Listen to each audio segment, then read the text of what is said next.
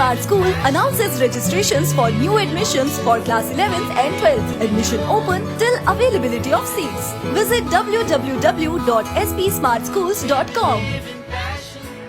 UT Jammu Kashmir में corona टीका Covishield की 1.5 लाख डोज बीते दिन पहुंच गई है। अब आज से 45 साल से ऊपर वालों का टीकाकरण युद्ध स्तर पर किया जाएगा। जम्मू संभाग और कश्मीर संभाग को 75 हजार डोज मिलेंगी।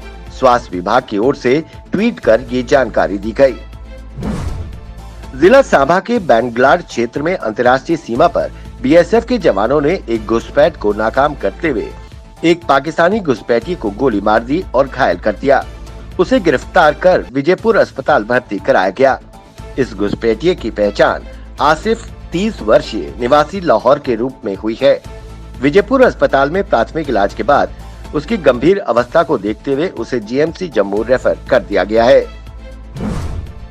जम्मू में कोरोना कर्फ्यू के कारण वेयर हाउस खुलने का समय कम होने के कारण अब प्रदेश में राशन वितरण में परेशानी हो रही है। बाहरी राज्यों से रोजाना 300 के करीब ट्रक राशन की सप्लाई लेकर यहां पहुंच रहे हैं। सुबह 6 बजे से लेकर 10 बजे तक ट्रकों को लोड अनलोड करने में ही समय बीत जाता है। यूटी जम्मू कश्मीर में कोरोना वायरस के मामले पिछले 24 घंटों में एक बार फिर बढ़ गए हैं। पिछले 24 घंटे में प्रदेश में 3,967 नए मामले सामने आए। इस दौरान 71 मरीजों की मौत हो गई, जो चिंता का सबब है। कोरोना से मरने वाले 39 जम्मू संभाग से तो वहीं कश्मीर संभाग से 32 हैं। इसके साथ बीते 24 घंटे में जम्मू संभाग से 1,704 और कश्मीर संभाग से 2,263 नए मामले सामने आए हैं। पुंछ जिले में बीती रात सुरक्षा बलों ने सुरनकोट तहसील में तलाशी अभियान चलाया। इस दौरान एक आतंकी ठिकाना ध्वस्त किया गया। यहां से हथियार बरामद किए गए हैं।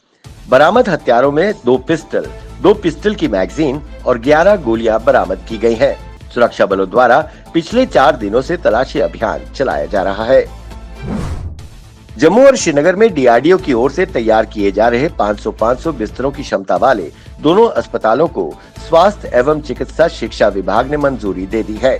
दोनों ही अस्पतालों के लिए 1386 पद भरने के लिए मंजूरी दी गई। दोनों ही अस्पतालों के कर्मचारियों के वेतन और इसे चलाने का भार भी जम्मू कश्मीर सरकार उठाएगी। जो भी पद दोनों अस्पतालों के लिए निकाले गए हैं, वो भी सिर्फ 3 साल के लिए ही होंगे। पहले 1 साल के लिए कॉन्ट्रैक्ट पर नियुक्तियां होगी। ये जानकारी वित्त आयुक्त अटल डुल्लू ने दी। एक तरफ कोरोना मरीजों में ब्लैक फंगस के मामले ज्यादातर राज्यों में मिल रहे हैं, तो वहीं राष्ट्रीय स्तर पर इन मरीजों की संख्या के बारे में केंद्र सरकार के पास कोई जानकारी नहीं है। विशेषज्ञों का कहना है कि दवा के साथ साथ लोगों में जागरूकता लाने का प्रयास भी नहीं किया गया है। मौजूदा स्थिति ये है कि देश के ज्यादातर राज्यों में ब्लैक फंगस को रोकने वाली anti fungal injection amphotericin B बाजार से गायब है। इसकी कालाबाजारी भी काफी तेजी से बढ़ गई है। मरीजों के परिजन राज्य इस इंजेक्शन के लिए मारे फिर रहे हैं। यूटी जम्मू कश्मीर में 18 से 45 साल के आयु वर्ग में कल यानी वीरवार को प्राथमिकता के आधार पर वैक्सीन दी जाएगी। इसके लिए तैयारियां शुरू कर दी गई हैं। जम्मू कश्मीर में कोविशील्ड पहुंच गई है।